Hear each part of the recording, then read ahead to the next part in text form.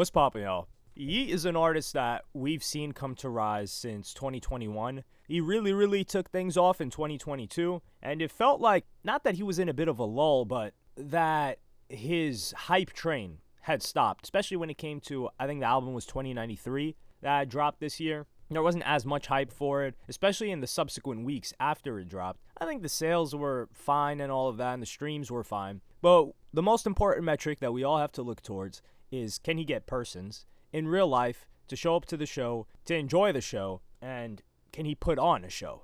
And it seems to be that Yeat is, not only is he here to stay, I just see him continue to grow. Because I was looking at these clips. This is why I say tour footage, clips from someone doing shows on their actual headlining tour is the most important type of content, because you actually get to see what's real life. If you see a person that you don't think is supposed to sell a lot of tickets, and then you see a bunch of people at their shows, and they're not opening up for somebody, it piques interest. It makes you want to check it out. You're like, oh, what am I missing on? Now, I haven't been missing on Yeat since I've been paying attention to the guy for at least 2 years. I definitely wasn't up early on him. I think I found him too alive around there. But I think Yeat is not a pioneer, but is a standing testament to what I believe we're going to see as a new heavyweight in rap music, which is someone that doesn't have real mainstream hits. Yeah, Yeat has a couple of songs that have, 100 million streams, maybe a little bit over 100 million streams, potentially 200 million. Oh, yeah, the song with Drake, of course. Yeah, he has a bunch of songs with several hundred million streams, but he doesn't have any songs that are top 10. I don't even know about top 20.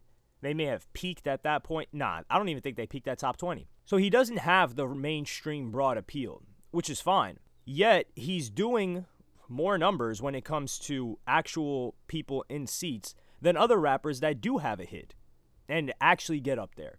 And this is interesting because usually you used to have a hit to be able to sustain like this, or people were waiting for your next hit, but that's not the case. Like, for example, DaBaby. He's had multiple hits, smash hits. Remember DaBaby's last tour?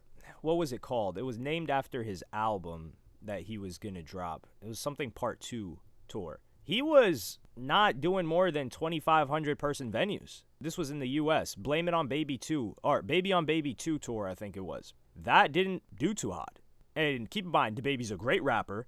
DaBaby has had multiple hits that are way bigger than anything Yeat has. He's had broader mainstream appeal. He has more celebrity. Yet here's Yeat doing 5,000 plus person venues consistently across the nation. Meanwhile, DaBaby struggled to pull half of that. What does that tell you? That mainstream broad hits are not as important as they once were.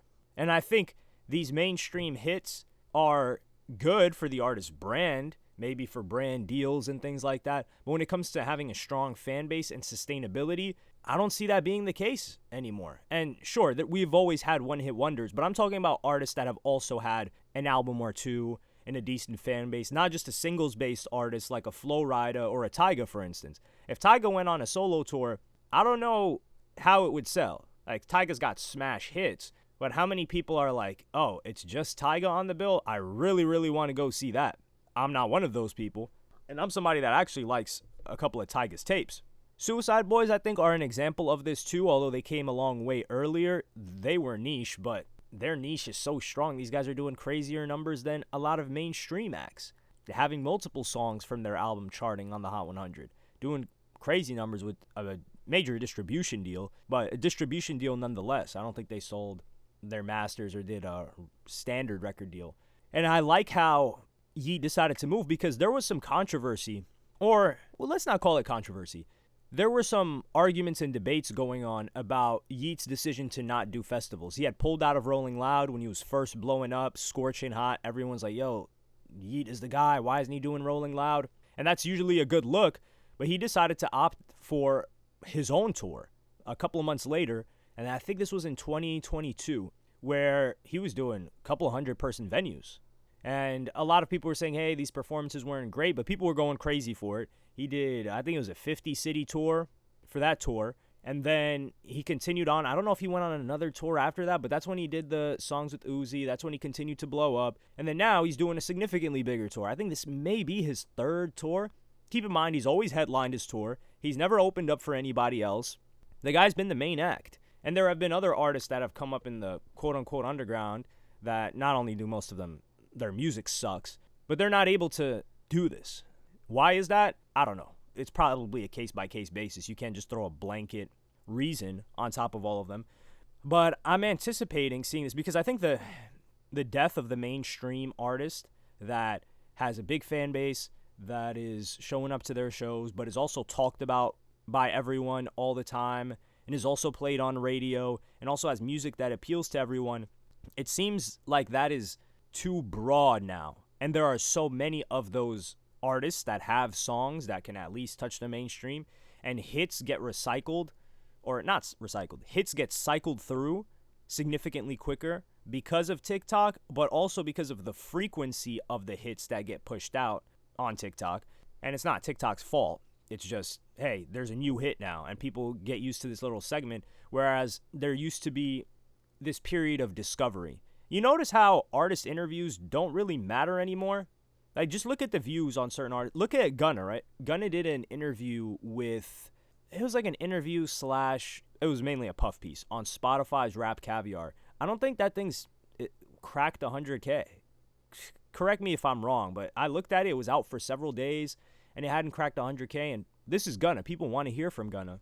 But I think more than anything else, there was this new meta, if you want to call it, where people wanted to see streamers and rappers interact, or just rappers interact in general and show their personality, as opposed to the standard interview, which we haven't seen a standard interview really knock anything out of the park in a very long time. The last time I can recall an interview that was a huge moment was Drake and Bobby Althoff, but that's because he put on Bobby Althoff. There's a whole story behind that. People are wondering where she came from. The style of interview was very rare.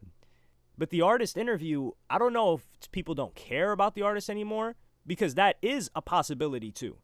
If a new artist just comes, like for example, like a Tommy Richmond interview, that would do numbers 6-7 years ago. Hell, if it was 2015 to 2018, it would go up like crazy because people want to hear from the person that made the song. But nowadays, I don't know if people would even encounter it. That's the first thing. Like all of the people that listen to the song, how would they even know that he did an interview? A lot of them are just in tune with the song, maybe another song that he dropped, and that's all they care about. It's difficult for people to start to care about the artist. For example, people that are singles consumers, they're just singles consumers. They enjoy the music.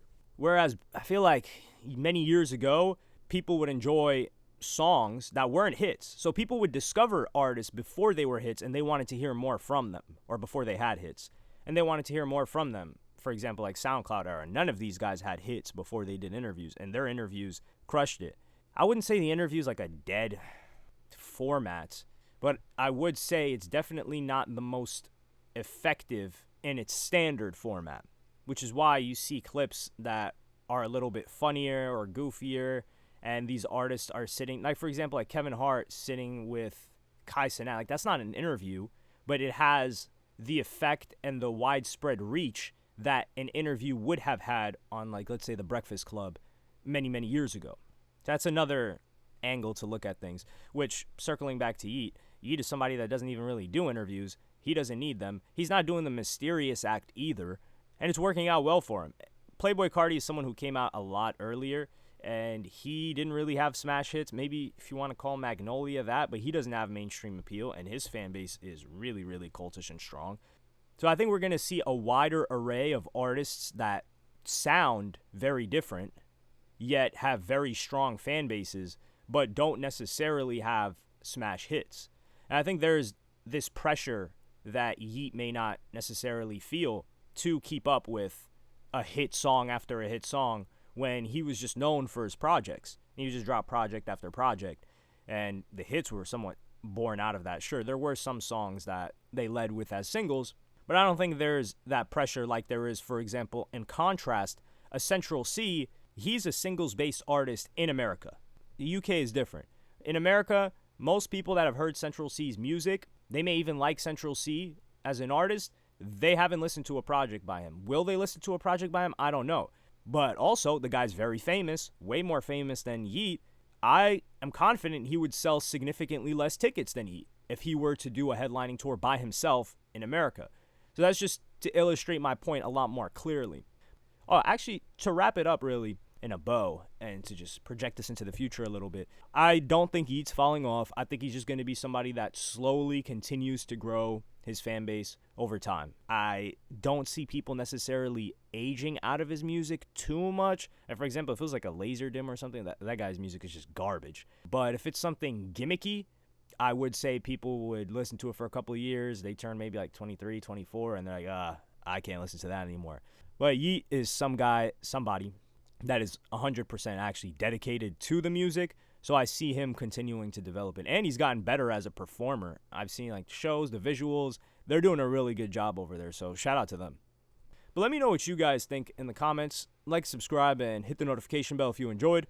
Follow me on Twitter and Instagram. Thank you for watching. Peace.